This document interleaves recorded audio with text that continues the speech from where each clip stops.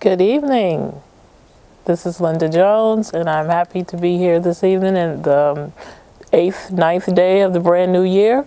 Happy New Year to all of our viewers. It's the year 2015, and I'm here this evening as the presenter for Election 2015.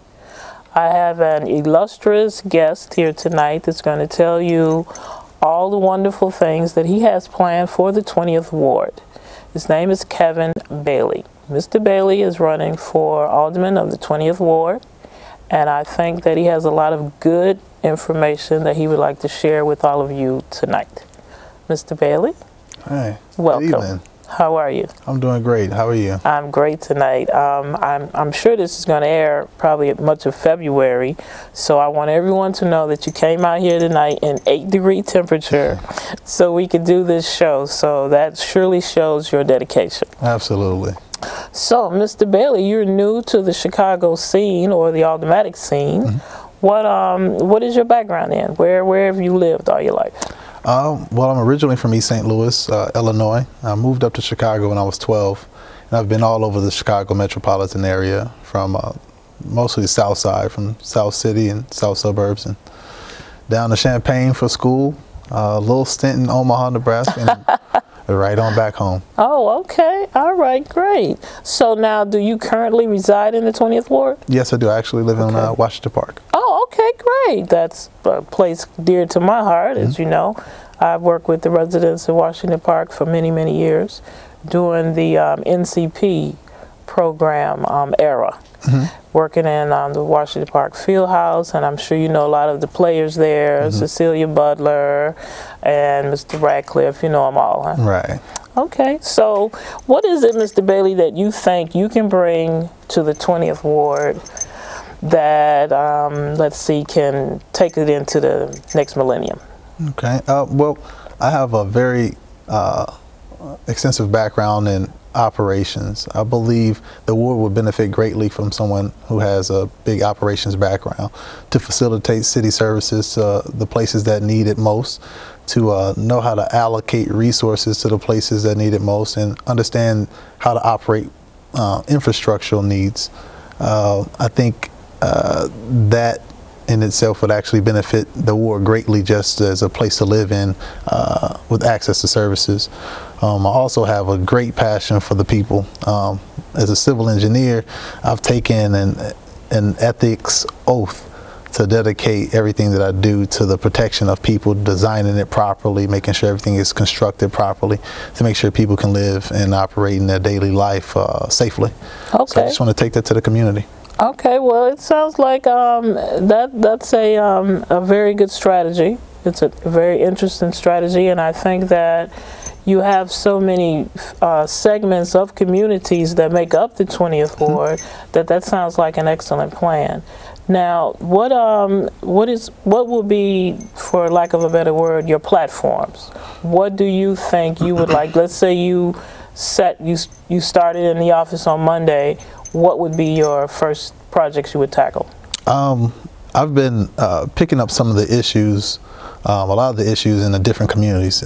Each one of those smaller communities that make up what is the 20th Ward have very specific issues. Right, that's true. I would like to identify those, but just starting off, a lot of those issues can fit into the major ideas of the platform, which is education, public safety, community development, and I said education, health and human services. Gotcha. Right. Well, those last two, your community development and the health and human services, are absolutely needed in all of the little communities that make up the 20th Ward, especially back of the yards, Inglewood, Washington Park. Now, a lot of people would say that there has been, over the last few years, a lot of community development in Woodline. So do you agree with that or disagree? Well, I would say it's more of a community displacement. Community development, in my eyes, has to do with people that are already there, empowering the constituents of the community to better their lives and to develop the locations in which they live, versus purchasing properties and telling them to move other locations or canceling leases and things like that. Right. So that's what I would call it. Okay. So that's kind of touching on the railroad's massive takeover along the State Street corridor. So how would you have worked differently, maybe say, I mean, I know you did work at Union Pacific, so you're pretty familiar with the inside goings-on of a large railroad company. How would you have worked with them differently? I would have asked for a common ground, mutual benefit. As much as the company may be benefiting, I would like something to benefit the community, such as jobs, maybe access to some additional resources that may educate us on the operations of trains, maybe even educate us on the safety and how to live around trains a little bit better. But especially being able to take something away from that deal that I can reinvest in the community. That's what I would have done differently. Okay, I see. So now, have you met with a lot of, because you have a lot of religious institutions in your ward, not in the ward, not just, I don't want to just call them churches, because some of them have been there for so long and they're very large, so they're more like religious institutions. Have you met with them? Are you working with them? I've met quite a few. I haven't met every last one because there, as you said, there's so many. But I have been working my way around, and I do plan on being able to sit and talk with each and every last one of those institutions. But I have made my way around to some of them. Okay. And again, the 20th Ward is a very interesting ward in its diversity. You have a lot of seniors, and then you have a lot of renters, and of course you do have some homeowners. So are you prepared to take that on? Absolutely. Okay. Like I said, one of my largest passions was just people. I think life is so much better when you involve people and you're giving yourself for the benefit of everybody. So the challenges of the community, I look at it as an opportunity to do good by the people of the community, to do better than what we might have been given in previous times. Exactly. Okay, because you have some, like I said, some seniors there with some very strong opinions. Some of them have lived there their entire lives. So, and they are very passionate about their communities. So hopefully you will be able to get them to share some of their secrets with you. Now, you also have a very strong upcoming youth population in the 20th Ward. You have some new strategies you told me about for them. Well, I believe the youth is one of those demographics that is overlooked. We have a lot of talent. We have a lot of potential in the youth in that ward, and I believe a lot of that can be brought out by simple communication. Starting that conversation on what is it that you would like to see differently? What is it that you would like to do yourself? I do believe that conversation would start us on the right path. We've been plagued with some recent events such as shootings and things like that. And I believe we can even start on that path to start trying to, I guess, fix some of the issues between the smaller communities that may battle back and forth by starting the conversation and potentially start neutral zones so we can understand the importance of being able to share the resources that the community has to offer to better each other's lives. Exactly. Yeah, that'll be great because, yes, as you said, you do have a lot of youth there, but there's a lot of potential in the youth. A lot of them are very creative. I don't know if you've met with Mr. Theaster Gates yet. I have. Because he's really trying to reach that segment of your ward, of the ward population also. So I think that'll be an excellent mix. Now, what are your views on new business or business startup or small businesses, large businesses? Well, I'm a fan of entrepreneurship. Okay, great. I really appreciate when someone can really gather the encouragement and the fortitude to see their own vision come to fruition. I'm not against the larger stores, but I really like when people can come up with a unique product and want to introduce it to the community. I think that's what gives different neighborhoods, their characteristics, Exactly. and brings in additional people. That's what brings people in. It's not the ones that you can. It's not the situations that you can find here in Illinois, and the same in California, the Exactly. same thing over, you know, in a different country. Right. It's the smaller ones where, you know, grandma handed me down this recipe and now I want to continue. It's that. Exactly. So now, have you started campaigning yet, or are you in the middle, or are you, what phase are you in? Well, this is an all-out phase. We've been campaigning since early summer. Oh, okay. Early summer.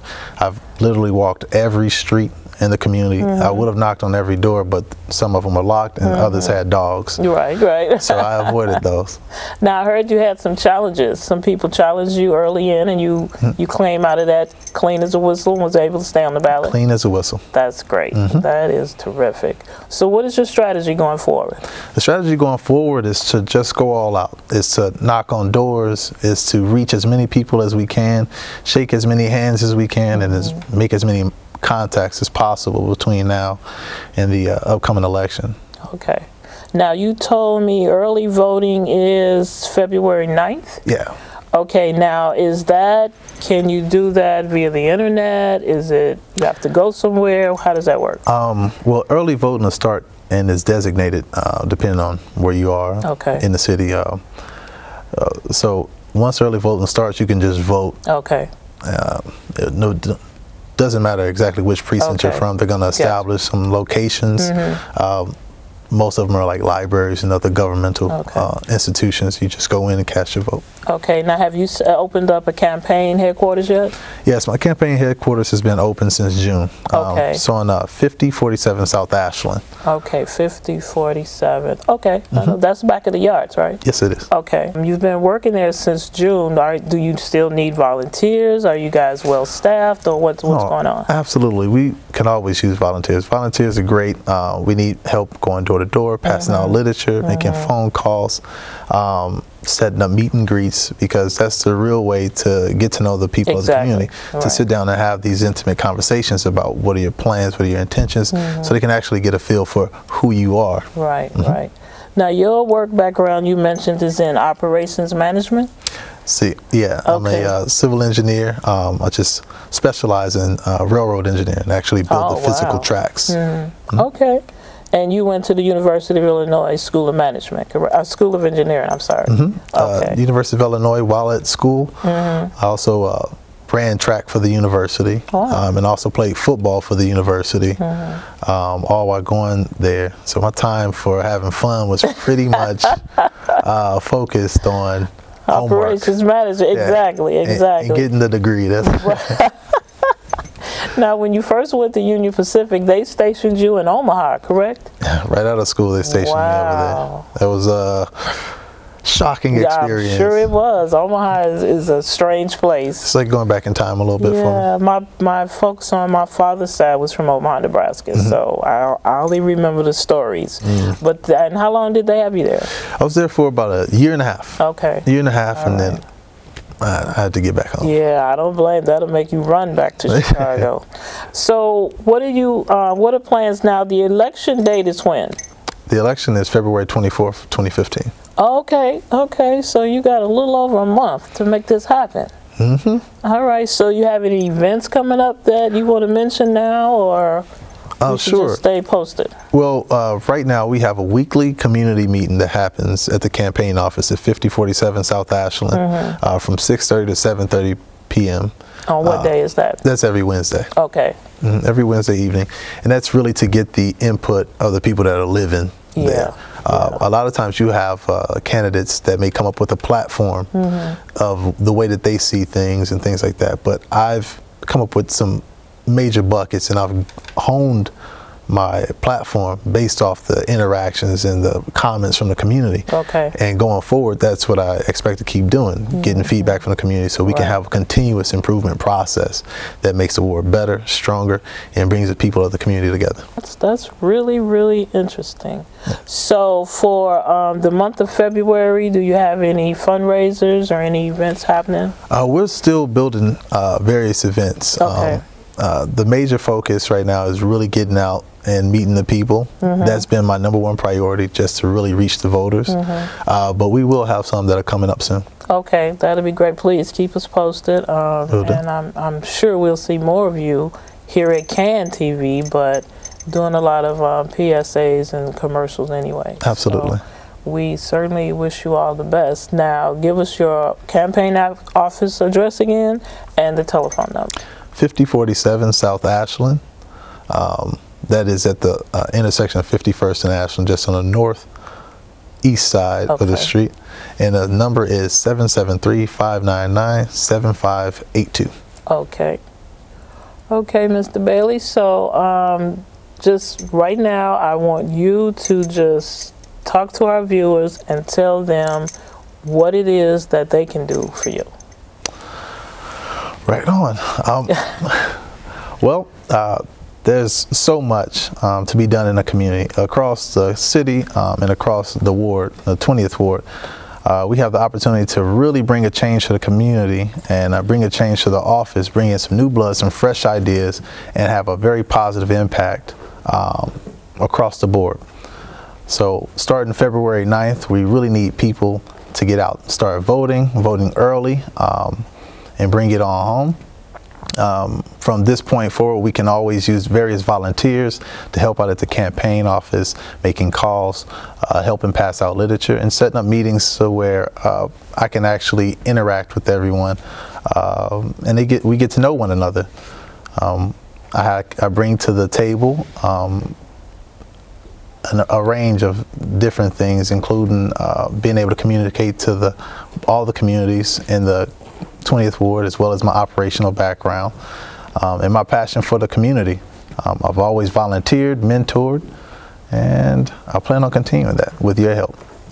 Okay, Mr. Bailey, that was pretty clear and concise. I don't think anyone could misinterpret that. As I said when we opened up the show, this is election 2015. And as we all know, if you don't vote, your voice will not be heard. I think that the 20th ward deserves the best representation that it can get. The 20th ward is one of the most diverse and long-standing communities in the city of Chicago. And so I think that Mr. Bailey may be able to bring some new and innovative ideas to that community. So early voting starts February 9th, and election day is the 24th. And so please, people, get out, get registered now. I think I heard with the early voting, you can register and vote. You can register same day as you vote. Okay, and so there's no more excuses. You can do that from anywhere, not just where you live. You can do it anywhere. Yeah, you can register to vote. Okay, cool. Anywhere. All right. So viewers, again, we have been talking with Mr. Kevin Bailey. He is a 20th Ward Aldermanic candidate, and he's looking for everyone to come out and vote for him. And again, my name is Linda Jones. I've been the presenter this evening for election 2015. Get out and vote. Thanks.